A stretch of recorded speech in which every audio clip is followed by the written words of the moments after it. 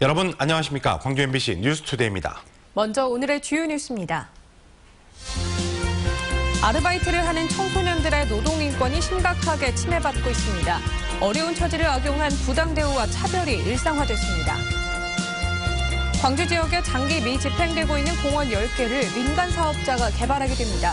사업자는 일정 면적의 개발권을 갖게 되는데 토지 소유자들은 반발하고 있습니다. 광주시에 고용된 비정규직 노동자 63명이 정규직으로 전환됐습니다. 나머지 700여 명도 올해 말까지 전환됩니다. 단백질과 불포화 지방산이 풍부한 곤충이 미래식품으로 각광받고 있습니다. 방학 기간 중 용돈을 벌겠다고 아르바이트를 하는 청소년들이 많이 있습니다. 그런데 처음 사회를 접하는 순간부터 부당 대우와 차별을 온몸으로 느끼고 있습니다. 청소년들의 노동 인권이 심각하게 훼손되는 실태를 송정근 기자가 전해드립니다. 방학 중 아르바이트에 나선 청소년들은 어떤 근로 환경에서 일하고 있을까? 또래 청소년들과 실태 조사를 나가봤습니다. 그러나 업주들은 청소년 조사원들을 무시하거나 거부하기 일수. 노동인권센터에서 이제 안전한 청소년 일자리 해가지고 설문조사 진행하고 있거든요. 우리도 본사에서 허가가 있어야지 뭐라고 할 수 있는 거예요. 그렇잖아요? 일방 그렇게 마음대로 하는 게 아니고. 바쁘시다는 이유로 퇴짜를 많이 하시더라고요. 그래서 한 10번 가면 그중에 한 8번은 퇴짜를 받았던 것 같습니다. 겨우 응해준 아르바이트생도 사장 눈치를 보느라 노동 실태 질문에 제대로 답도 못합니다. 이렇게 청소년들이 목소리를 내기 힘들다 보니 아르바이트를 하면서도 근로계약서가 없는 경우가 대부분이고 부당 대우 역시 심각한 상황입니다. 어플에서는 이제 근로계약서도 작성하고 이제 최저 시급으로 준다고 이렇게 말씀을 이렇게 돼 있었는데 막상 가보니까 근로계약서도 쓰지도 않고. 야간 알바 등 고위험 현장에서 일하면서도 청소년이라는 이유로 최저임금에 한참 못 미치는 돈을 받는 경우도 흔합니다. 아무리 청소년이라지만 이제 최저 시급은 맞춰주셔야 되는데 그때 저 4,300원인가? 지난해 광주지방고용노동청이 청소년을 고용한 업소 200여 곳을 무작위로 선정해 조사했는데 거의 모든 업소가 기초고용 질서를 여러 건씩 위반한 상태였으며 조사한 업소에서 적발된 청소년 체불임금만 1억 원에 달했습니다. MBC 뉴스 송정근입니다. 이렇게 아르바이트 실태는 나이를 먹는다고 달라지는 게 아닙니다. 최악의 청년 실업난 속에 생계를 아르바이트에 의존하는 경우, 즉 아르바이트가 직업이 되고 있는데 역시 노동권 보장은 전혀 안 되고 있습니다. 이어서 김인정 기자가 전해드립니다. 10대 시절부터 아르바이트를 시작한 27살 손모 씨는 대학 졸업 2년째인 요즘도 아르바이트를 하고 있습니다. 아침부터 밤까지 휴일 없이 아르바이트를 하고 손에 쥐는 돈은 한 달에 90여만 원.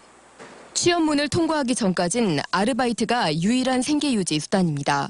오전에는 독서실 아르바이트하고 월요일이랑 목요일에는 저녁에 학원 강사하면서 이렇게 생활을 유지하고 있죠.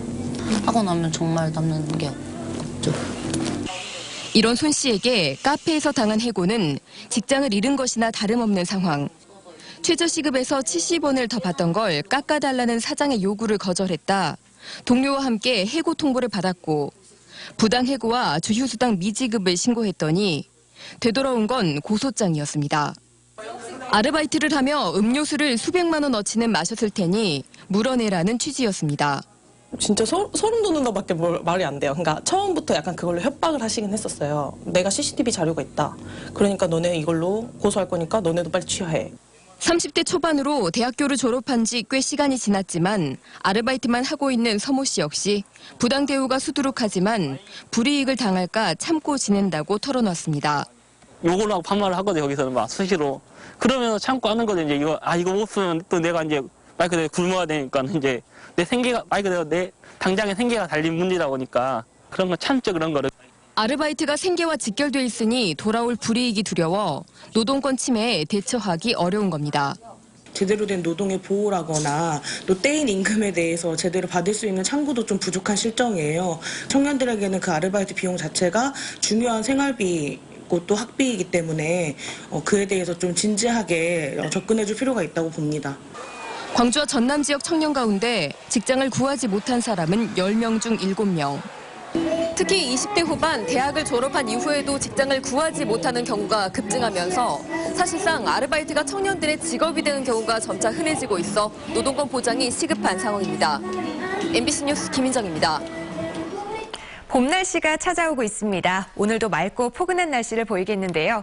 하지만 현재 광주가 영하 2.4도로 출근길 공기가 차갑습니다. 낮에는 기온이 크게 오르겠습니다. 오늘 광주의 낮 최고 기온 12도, 내일은 15도까지 오르면서 평년 기온을 크게 웃돌겠습니다. 당분간 아침과 낮의 기온차가 10도 이상 크게 벌어지니까요. 건강 관리는 신경 쓰셔야겠습니다. 어제 살짝 짙었던 미세먼지는 현재 해소된 상태입니다. 하지만 오늘 오전부터 우리 지역 미세먼지 다시 짙어지면서 종일 한때 나쁨 단계를 보이겠습니다. 대체로 맑은 날씨 보이다가 내일부터는 점차 흐려지면서 밤부터 비가 내리겠습니다. 모레 아침까지 5에서 10mm의 비가 내리니까요. 참고하셔야겠습니다. 현재 기온 보시면 영광이 영하 6.3도, 장성 영하 5.3도까지 떨어져 있고요. 낮 기온 10도 안팎으로 예상됩니다. 전남 대부분 지역 어제보다는 2도에서 3도가량 높겠습니다. 곡성과 구례가 11도, 보성 12도로 아침보다 낮 기온 크게 오르겠습니다. 날씨였습니다. 광주시가 사유지가 많은 중앙공원과 중해공원 등을 민간 사업자에게 맡겨 개발하는 방안을 추진하고 있습니다. 예산 투입을 최소화하고 공원 부지도 지킬 수 있는 대안이라지만 토지 소유주들은 반발하고 있는데요. 김철원 기자가 취재했습니다. 광주에서 가장 넓은 공원인 중앙공원입니다. 시민들의 휴식 공간이지만 공원에 땅을 갖고 있는 소유주들에겐 오랫동안 재산권 행사가 제한된 땅이기도 했습니다. 헌재 결정에 따라 오는 2020년 7월부터 재산권 제한이 풀리기 전에 광주시가 땅을 사들여야 하지만 이런 공원이 광주에서만 25개, 다 사들이려면 2조 7천억 원이 필요한 실정입니다. 예산이 없는 광주시가 재정 투입을 최소화하면서 공원 녹지를 어느 정도 유지할 수 있는 대안을 마련했습니다. 민간 사업자에게 땅을 사들이게 해 개발을 하게 하는 대신 대상 부지의 70% 이상을 공원 녹지로 조성해 기부 체납하게 하는 방식입니다. 중앙공원과 중해공원 등 광주의 노른자 윗땅에 있는 공원 10개를 이런 식으로 추진하기로 했습니다. 그대로 두면 2020년 전체가 해제되는데 그중에 70%라도 건질 수 있는 방법이 이 민간특례공원사업법이기 때문에 그거라도 저희들이 진행하기 위해서 지금 시민들 의견을 듣는 겁니다. 환경단체들도 녹지를 확보할 수 있고 추진 과정에 특혜 시비가 없다는 조건이라면 굳이 반대하지는 않겠다는 입장입니다. 하나의 그러니까 특혜를 주는 거거든요. 그런데 이거를 진행할 때는 그 특혜가 과연 어떻게 제대로 되는가? 하지만 공원 내 토지 소유주들이 반발하고 있습니다. 도시공원의 공익적 기능 때문에 그동안 참아왔는데 민간 사업자에게 헐값으로 땅을 넘기는 상황이 온다면 사업자에게만 혜택이 돌아가는 사업일 뿐이라는 겁니다. 차라리 국가가 이걸 갖다가 수용한다면 이해가 가요. 그게 아니란 말이죠. 그 이익을 고스란히 민간업자에게 넘기고.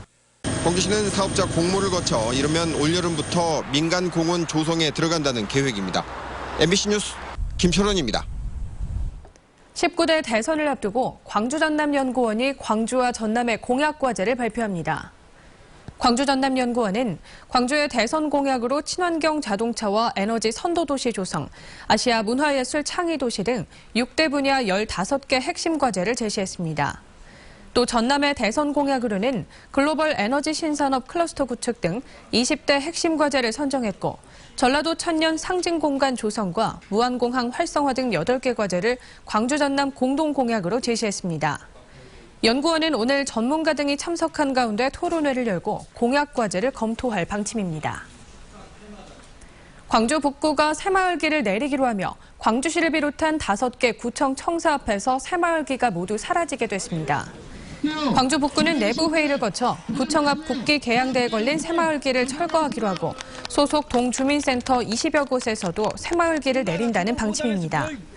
박근혜 퇴진 광주시민운동본부는 지난 2일 광주의 각 구청과 기초의회에 공문을 보내 이달 15일까지 새마을기 철거 여부를 답변해달라고 요구한 바 있습니다.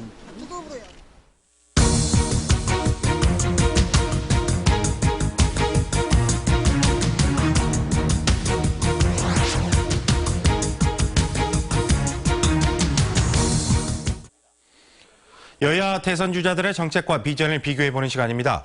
오늘은 대권 도전자들이 생각하는 차기 정부의 핵심 과제와 주요 정책들을 비교해봅니다. 박수인 기자입니다.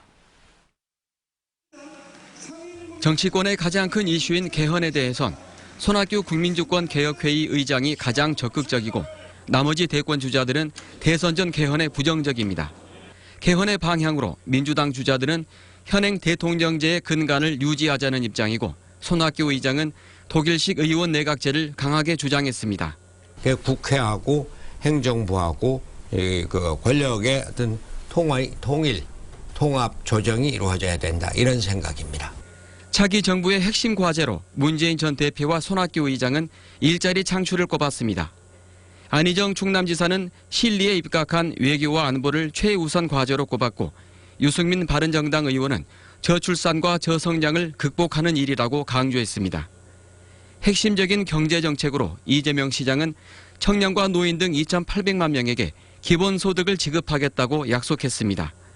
문재인 전 대표는 공공일자리 80만 개를 만들겠다고 했고 안철수 전 대표는 과학기술에 대한 투자와 공정한 경쟁을 강조했습니다. 교육을 제대로 개혁해서 창의적인 인재를 기르는 일, 그 다음은 과학기술 분야에 제대로 투자해서 우리만이 가지는 독보적인 과학기술력을 확보하는 일. 외교 현안인 사드 배치는 유승민 의원이 가장 적극적입니다. 안철수 전 대표는 한미 합의를 존중하겠다는 입장이고 이재명 시장은 즉각 철회를 주장했습니다. 한일 위안부 합의에 대해서는 재협상하거나 폐기해야 한다고 입을 모았습니다. MBC 뉴스 박수인입니다.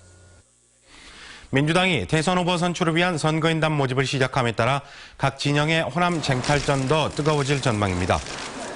민주당이 대선 후보들은 순회 경선의 출발지인 호남의 경선 결과가 전체 판도를 결정할 것으로 보고 선거 캠프를 통해 지지 세력들에게 선거인단 참여를 독려하고 있습니다.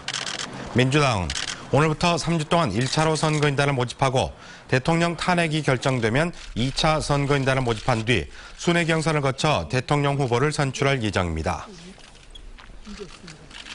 국회 국방위원회 소속인 국민의당 김동철 의원은 5.18 당시 헬기 사격의 진상을 규명하는 데 국방부가 적극적으로 협조하기로 했다고 밝혔습니다.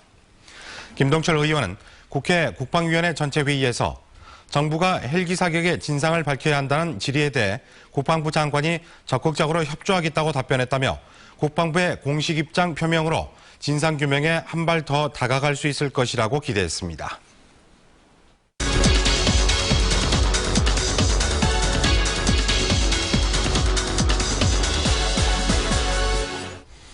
광주시가 시청에 고용된 비정규직 노동자를 정규직으로 전환해 눈길을 끌고 있습니다.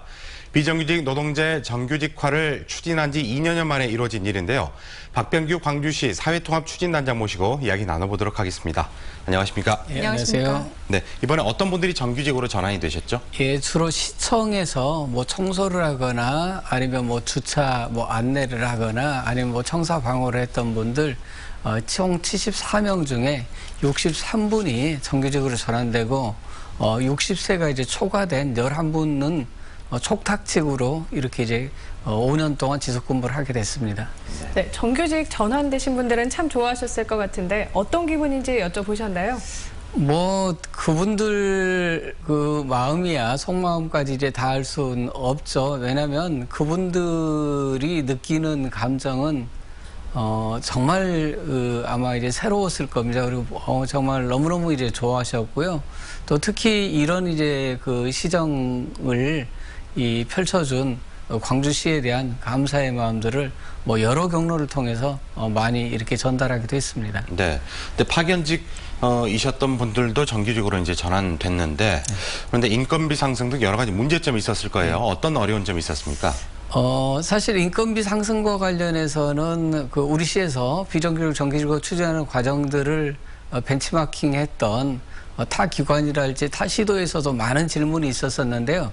사실 인건비 상승 문제는 그 잘못 알려진 상식이라고 보시면 될 것 같습니다. 왜냐하면 우리 시에서도 비정규직을 정규직으로 전환하는 과정에 그런 우려가 있긴 있었지만 저희가 15년도부터 이 일을 이제 준비하면서 지난 5년 동안 그러니까 이제 2010년부터 2014년까지 인건비가 어느 정도 상승했는지 공무직과 공무원과 그리고 이제 그 용역업체를 비교를 해봤더니 용역업체가 가장 높았습니다. 따라서 정규직으로 전환하더라도 오히려 용역업체로 있었을 때보다 인건비 상승이 더 크지 않다. 이런 것들을 확인하고 추진하게 됐고요. 실제 저희가 1년 동안 해보고 74명에 대해서만 추계를 해봤더니 약 2억 정도가 절감되는 이런 효과도 저희가 확인할 수 있었습니다. 네, 비정규직 노동자의 정규직화는 민선 6기의 역점 사업인 걸로 알고 있는데 어떤 취지로 또 어떤 과정을 거쳐서 추진하게 되나요? 예, 방금 말씀하신 것처럼 민선 6기 윤양현 시장님이 취임하고 나서 시작된 이제 일인데요.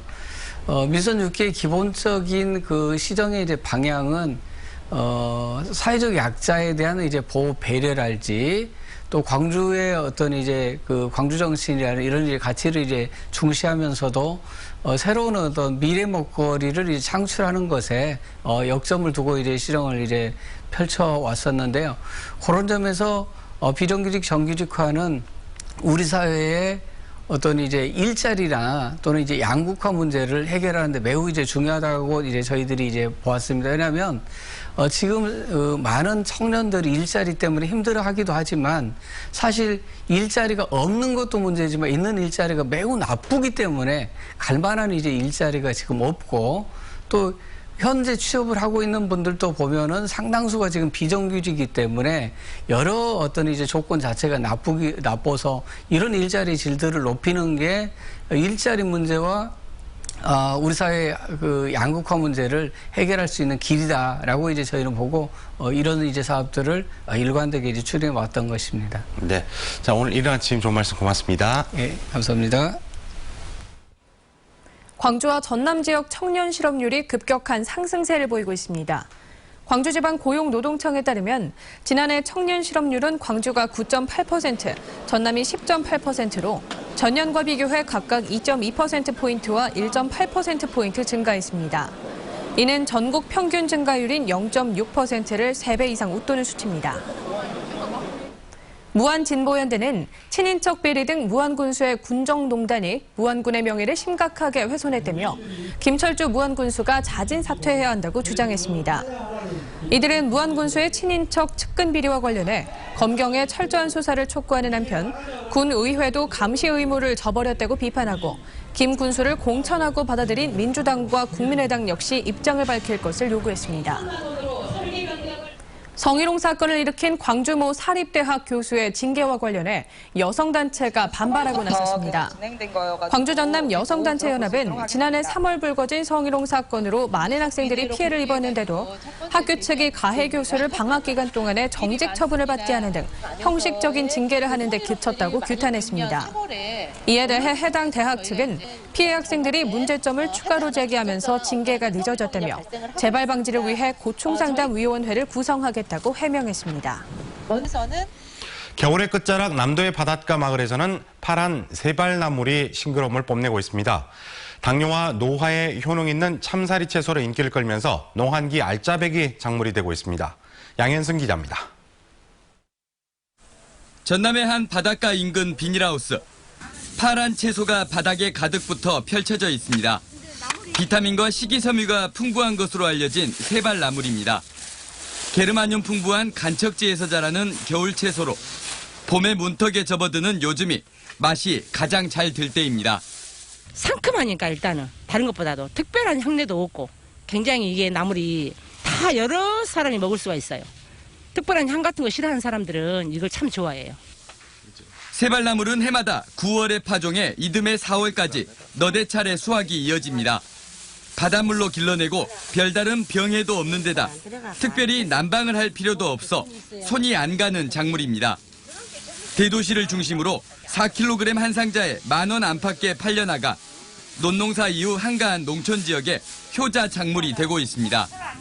부추처럼 자주 이렇게 연중 이렇게 비워낸다는 거죠. 부추도 한번 파종해서 여러 번 이렇게 수확하듯이. 세발나물은 바다를 끼고 있는 무안에서 8헥타르, 신안에서 6헥타르에서 재배되고 있고 해마다 면적이 넓어지고 있습니다. MBC 뉴스 양현승입니다.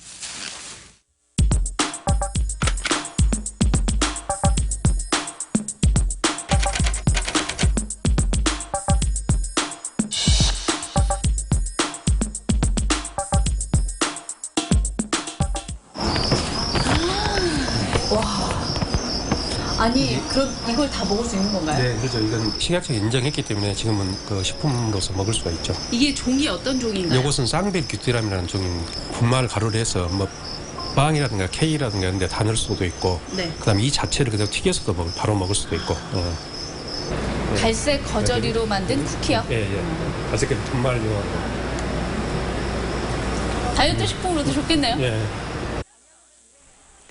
곤충을 먹는다면 어떤 맛일까 상상해 보셨습니까? 곤충은 단백질과 불포화 지방산이 풍부하고요. 번식력도 강해서 미래 식품으로 주목받고 있습니다. 광주와 전남 지역에서 곤충을 키우고 있는 농가는 79곳입니다. 전국에 720여 곳이 있으니까 10% 정도의 점유율을 차지하고 있는 것이죠. 이제 초반이기 때문에 아직 시장성은 그렇게 많이 넓진 않아요. 그렇지만은 제가 생각할 때는 몇 년이 지나면은 이 한 종이 가치가 몇천억 시장이 되지 않을까 그렇게 판단하고 있습니다. 하지만 아직까지는 곤충하면 징그럽다, 혐오스럽다 이런 인식이 강합니다. 그래서 고소한 애벌레라는 뜻의 고소애, 궁뱅이 대신 꽃뱅이라는 애칭을 만들어서 친근감을 높이기도 하고요. 거부감을 줄이는 방향으로 다양한 식품들이 개발되고 있는데요. 곤충이 밥상을 점령할 날도 머지 않은 듯합니다. 오늘의 검색창이었습니다.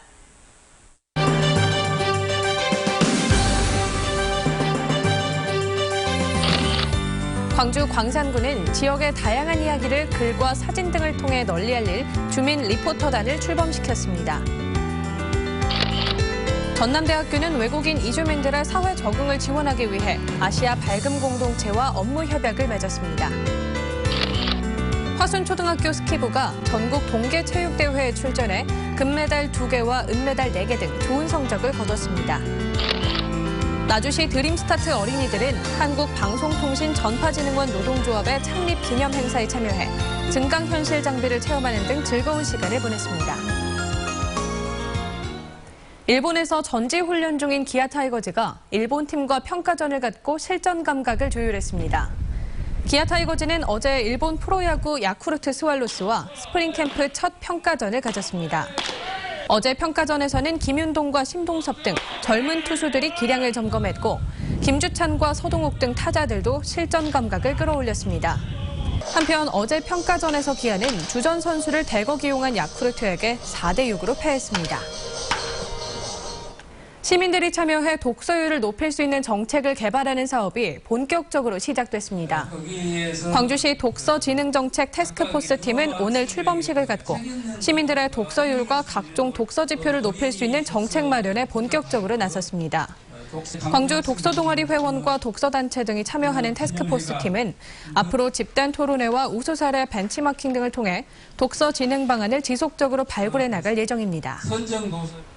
봄 날씨가 찾아오고 있습니다. 오늘도 맑고 포근한 날씨를 보이겠는데요.